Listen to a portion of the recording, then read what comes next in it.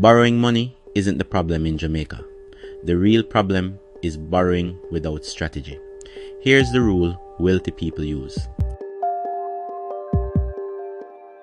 Never borrow for survival. Only borrow for income.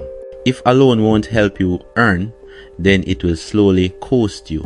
Example, borrowing to buy a phone for pleasure equals expense. Borrowing to buy a phone to run a business, make content, or manage clients equals income tool.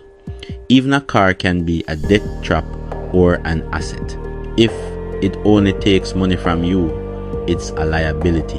If it helps you earn like deliveries, rentals, business trips, content, or transport services, it becomes an income machine. And here's the smartest move. Before you borrow, ask one question. How will this loan pay for itself? If the answer is vague or emotional, don't take it. If the answer is clear and profitable, that's a smart loan. So don't just borrow money. Borrow a way to make money. If you want me to break down which loans are the smartest in Jamaica in 2025, comment smart loan below.